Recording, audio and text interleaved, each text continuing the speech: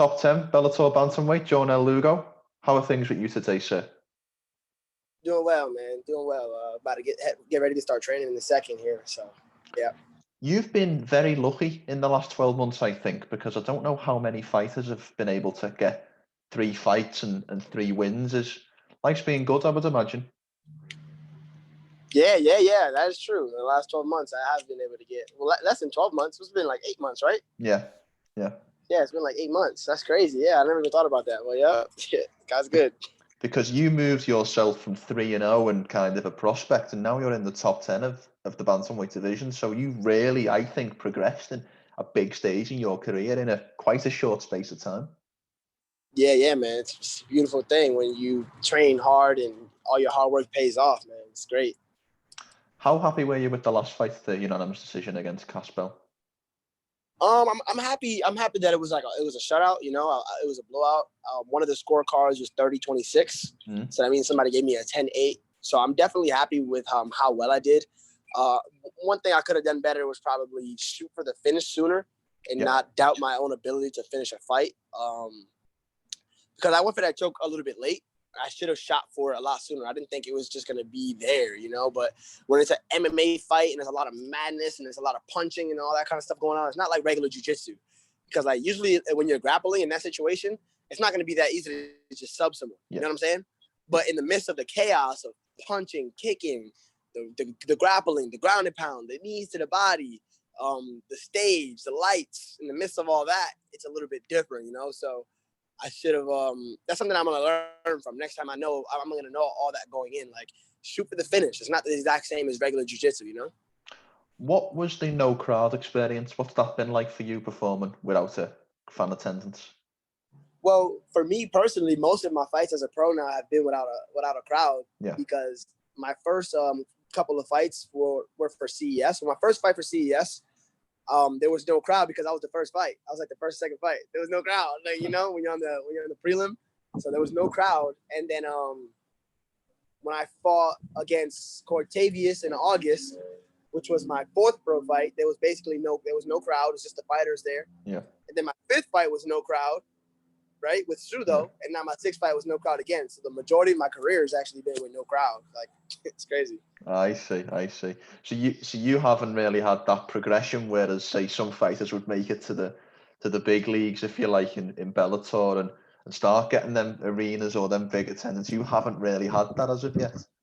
No, I haven't, and that's going to be real cool and exciting to be in that situation when there's a big crowd and everything like that. Because, you know, to me, it doesn't matter to me anyway. I'm focused out there, and I know exactly what I have to do when I get in the ring. So it doesn't make a difference, but it's going to be just cool, like the pictures and the scenery and just the experience of it, you know? Yeah. Now, you're obviously ranked number 8 in this bantamweight division, which, first and foremost, do you think the bantamweight division is the most loaded in Bellator out of all the divisions in Bellator? I think so. Yeah, I mean, I would say it's out of this weight division or it's out of the welterweight division because they got a lot of guys as well. But 135, man, we're stacked. There's a lot of guys who barely have any losses. I mean, the title fight that's happening tonight. Patchy Mix is fighting tonight. Stotts and Josh Hill are fighting tonight. There's a lot of guys fighting tonight. So, like, our division definitely is one of the most stacked divisions for sure in Bellator. Yeah, for sure. Who have you got in the world title fight tonight? Juan Archuleta versus Sergio Pettis. I got Juan Archuleta. I think he's more well-rounded. I think he can wrestle. He can use cage work. His jiu-jitsu is good. His stand-up is good. I think he has everything that he needs to be able to game plan and get the job done. That's another thing about him too, that he'll game plan and get the job done. Whereas Sergio's a great striker, but you know, that's usually what you see is what you get with him, kind of. Whereas where Archuleta will switch up his plan and do different things in order to win a fight, you know? Yeah. I saw an interview after the Caspel fight where you were very surprised about your top 10 rank, and I believe you're number 8 now ranked. What did that feel like when you found out you were in the top 10? Man, I was just like, thank you, God. Like, to me, that's crazy because, like, I just got signed, you know? So to me, it's like they didn't even really know that I'm on the roster yet, you know? So the fact that they do know I'm on the roster and I'm ranked in the top 10, like, And also think about it, coming from nothing and coming from training for years. I've been training since I was 14. So for years I've been training, and I'm a ghost. I'm on nobody's radar. I'm just a nobody. I'm just, just an average kid training, So to finally be on a top 10 in a major world organization, man, it's a dream come true, Did that last win against Caspel have any more validation, if you like, or any more to it, given that he also had the top 10 ranking? Because I would imagine that puts a certain sense of validity on how big that fight is. Yeah. That was another thing. He was ranked number 8.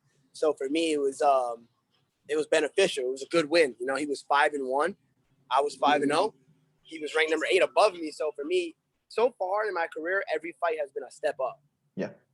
You know what I'm saying? There's always been a step up. Like, for example, my first fight was my pro debut. So obviously that's a big deal. My second fight was my first time on UFC Fight Pass. So that was a big deal. My third fight was my first fight on Bellator. That was a big deal. Yeah. My fourth fight, that was my first time fighting a guy who was undefeated and who was had a better record than myself. He was 4-0, I was 3-0. So that was a big deal for me, Then my fifth fight, I fought against Sudo, and that was for a contract on Bellator. Yeah. If I win that, I get signed to Bellator. So that was obviously a huge deal. And then this is my first. That was my first contracted fight for Bellator, so I had to prove that they made a good decision signing me. Plus, he was ranked above me. So far, every single fight has been a step up, Yeah. Do you like these new rankings that Bellator have brought in? Because I would imagine, as an upcomer, you know who you need to beat to get where you want to get to. Oh, for sure. Yeah, I think it's good for Bellator too, because like now people are watching, they know who's who and who belongs where. Whereas before, you kind of didn't know who was fighting who and how high was this guy in the division? Yeah. How low was he? Who is this guy? Is he signed? Is he not signed? Yeah. Now you know automatically this guy is ranked number 5. This guy is a regional guy who's not signed. The difference. It shows you the numbers next to the person's name. Now, I didn't notice that. I don't know if you noticed that. Yeah. It shows the number. You seen that? Yeah. Yeah. That's crazy. So now you see exactly what number is fighting what number, or if he's not ranked at all. So I think it's definitely good for storytelling. Yeah. For a casual fan, like, for example, Rafael Stotts versus Josh Hill, for a casual fan, is the number 4th best fighter in the world versus the number 7th. It's so much easier for a casual fan to understand. Yeah, this guy's supposed to be better than this guy. Let's see if this guy can get the job done against the number 4. It tells a little story by itself without words being said. You're number 8 in this division, but you've obviously only had 6 fights. You're 6-0. With that being said, how fast do you want to move up this bantamweight division, or do you still want to gain experience in your early part of your career? Yeah, like I definitely want to gain experience. I want to move as fast as I'm ready for, and for me, I feel like God only knows what I'm ready for. And so whatever I'm ready for is what's going to be put on my plate, So whether that's somebody that's ranked above me or below me or not ranked at all, whatever's put on my plate is what I feel like is meant for me to do, that's meant to happen, So for me, I'm not too worried about whether I'm fighting somebody ranked above or below.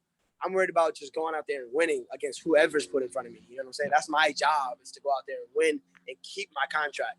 Yeah. A lot of people was like, "Oh, I finally made it." Yeah, you don't really make it in this sport. You know what I'm saying? Unless you're like Conor McGregor and you have a name that's so big that you don't need to fight anymore, then you can say you made it because you don't need to fight anymore. But if you still need to fight, you didn't really make it. If I lose 3 fights in a row, what's going to happen? Yeah, they're going to kick my ass out. So for me, what's most important is that I show up and I do my job and I get the victory so I can keep my job, Yeah. MMA is, I can't remember who said this quote, but it always resonates with me, is you are only as good as your last fight a lot of the time in MMA. And that must be a pressure for a young fighter like yourself, knowing them pressures that if things maybe turn south, your career takes a different turn in a big way. Exactly. I think about it like this. Tyrone Woodley was the world champ. Yes. He goes and loses 4 fights, and he's out of the UFC. From the champion of the division to out of the UFC. Yeah. So imagine somebody like me. I mean, at least he's in a better position to where he can do other things. He wouldn't even have to fight necessarily. He already made his money. He works for TMZ. He's already got things going to where he can kind of say, I already made it. But somebody like me, who's pretty much still not on nobody's radar, if I get lost right now, if I get cut right now, I'm back on the street. So I for sure didn't make it, So to me, I got to hustle, make sure that I earn my place and I keep my right and I do make it one day, You've mentioned that twice now, Jornel, about not being on anybody's radar. Do you perhaps feel like you're not getting the respect that you deserve, or do you like kind of being the unknown? I don't know if I'm not getting. I wouldn't say I'm not getting the respect I deserve. I would just say I'm getting the respect. I mean, I'm only 6-0, I guess. So I guess I'm not supposed to get crazy respect at this point. But the fact is that I'm not on anybody's radar at this moment. So it's not like I'm just realistic about it, you know. So I'm just doing everything I got to do to become on people's radar. But when that time comes, I would deserve to be on people's radar. You know what I'm saying? Yeah. Well, I'll leave you with one final question. So we are talking in early May 2021.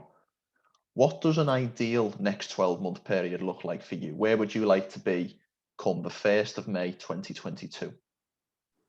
I would like to have fought 3 more times. So it's May 2021. I want to get 2 more fights in this year, and then 1 early next year. So by this time, I hope I would have fought 3 times, maybe even 4. And I just want to be successful, man. I don't want to lose. There's nothing. That's the only thing for me that drives me. I want to still have my job, and I want to be successful. You know, I want to be prosperous above all these other guys. I just want to be successful, man. I want to win. I don't want to lose to anybody. So I hope by this time next year, if you play this back, I'm still undefeated, and I'm somewhere like 9-0 or something like that. You know, like that's what I hope for. And I hope I'm still doing successful, and I hope I'm on some people's radars at that point. Okay. Is there an ideal opponent you perhaps want next? Someone that you're looking at who's booked or there or thereabouts in the division that you want to maybe? Yeah, I mean, I'm looking at everybody from my division. Everybody from Brian Moore, Leandro Higo, Josh Hill, all the other guys. Everybody in my division, I'm looking at everybody. And even if somebody who's not in the division, a regional guy, to me, it doesn't really even make a difference. I'm just looking at whoever I get in there with next. I school them and I don't give them a chance. No chance at all. Like it's going to be a blowout, you know. I'm back to training and I'm getting better than I was before. So that's one thing I can tell everybody. One thing I can tell you is the last person that you've seen of me, there's no point to study him because I'm going to be way better than that. Don't even study. You waste your time. Well, I very much look forward to seeing you back in action soon, and I very much thank you for your time today. Thank you, man. I appreciate it. Before you go, Jornel, how can people find you on social media? You can follow me on Instagram and on Twitter at @UnoLugo. That's AUNO Lugo, Lugo. And Facebook at Jornel Ventura. And before we finish, is there anything you would like to say or sign off with at all? I just want to thank my family, my wife and kids. I want to thank all my training partners. I want to thank my management and just thank everybody that's been supporting me. The little radars that I have been on, I want to thank them. Your nickname should be Jornel Radar Lugo. I think we changed that. The radar.